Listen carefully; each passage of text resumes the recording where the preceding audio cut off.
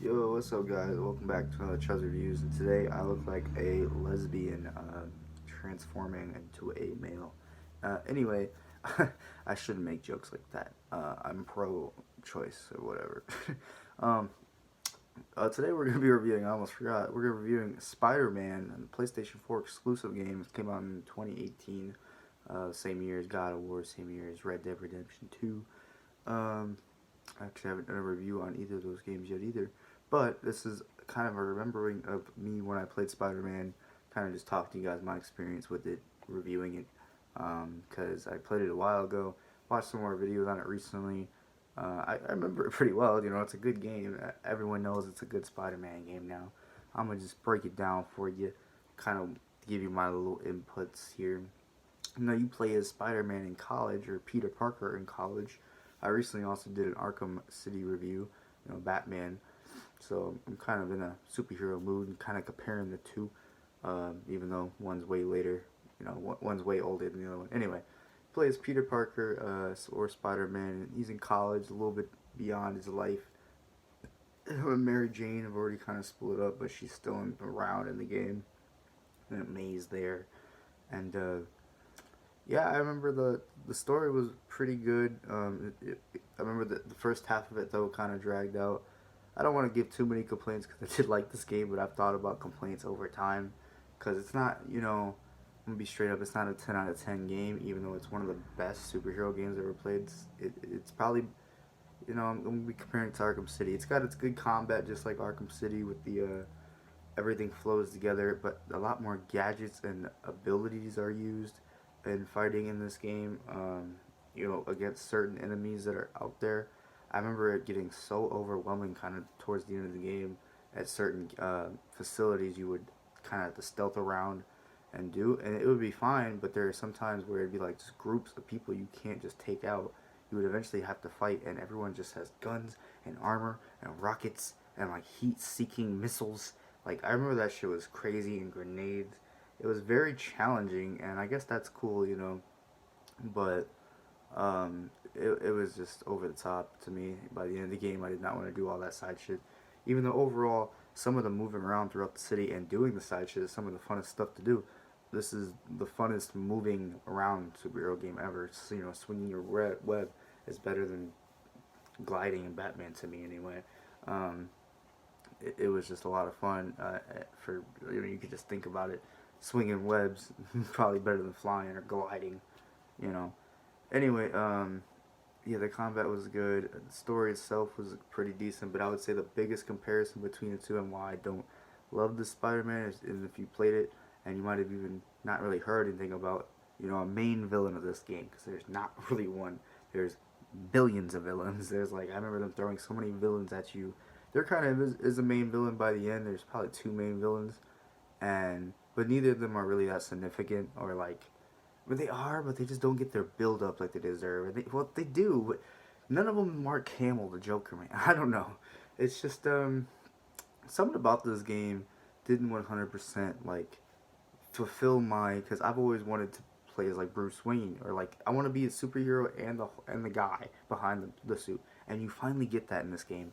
Kinda, you get it in some cutscenes and some doing stuff with Aunt May and Mary Jane. I remember that, but it was also just kind of through some science puzzles. You're a young scientist now, under some doctor, some doctor, and you know that ends up being a good relationship with that doctor through the game, and you develop with him, and like I said, there's just so many villains, kind of, and they just throw them all at you at the end. No one gets their own kind of section like they do in Batman, and then there's also one main villain. You know, the main villain just kind of pops out after the gauntlet of villains you fought, and it was alright, but it wasn't the build up I wanted. I don't know if I'm explaining this very well why I didn't like it. It was too fast paced. This game overall, at some points, is too fast paced. It's just not goodly paced. This game's biggest flaw. It's not paced very well. At some points, it's slow as shit. Like when you gotta force to be stealthy with Mary Jane and Miles. I look really fat with this hoodie on, don't I? I don't know. Anyway, anyway, yeah, the slow paced ass stealth sections with Miles and fucking Mary Jane forced that don't even seem to be memorable or are there's no reason for them to be there. You might as well just play as Spider-Man. Um, and then there's extremely fast-paced beginning where you're just instantly already like a dungeon. It's kind of cool and good, but you're gonna be struggling in the beginning of the game if you're no matter who you are, because it's just you're in it. You're fighting people right away. It's good and bad, but I remember that's kind of a flaw. It's so many nitpicks and small things that it adds up to it not being like legendary perfection game.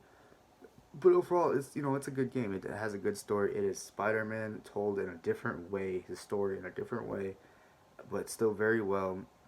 Sticks a lot to lore.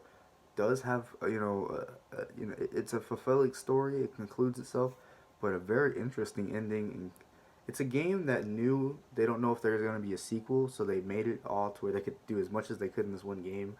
But it has a good chance to have a sequel, and especially because of how much it got praised. And the way it ended, they showed some stuff that is very neat to me. I thought it was awesome, and it's kind of hinted throughout the game, so it was really cool. Side missions, like I said, there's plenty of side missions. There was a bunch of collectibles. I remember collecting backpacks. It was fun. I remember looking at every unique thing in Spider-Man's world. The street itself was very detailed. People on the streets would take pictures of you, and you could like take pictures. I don't know. I remember interacting with civilians was so cool. Um, just beating people up was fun. Doing missions around the street or in the city. I don't even know where Spider-Man City is. I'm uncultured, but I think that's all I got for this video. Spider-Man, to me, a final verdict is a 9 out of 10. Just like Arkham City, if y'all don't know, you've seen my Arkham City review. Is it better than Arkham City? Maybe just because of the time period that it came out. But either way, they're both very respected. Still don't have my perfect superhero game yet. I don't think I got enough time with some of the characters and the emotion. I also wanted some more time with some characters, even though everyone did get kind of fleshed out. It was, like I said, oddly paced for me. I don't know why I'm so negative in this review. I really liked it. You really feel like Spider-Man and Peter Parker. It's a good video, or it's a good game. One of the best PS4 exclusives. Can't wait for the next one. It's got a lot of room for improvement, a lot of potential, even at a 9 out of 10. And I think that's why it has room for more. Yep, thanks so much for watching. Like, comment, subscribe. Peace out. See you guys in the next one.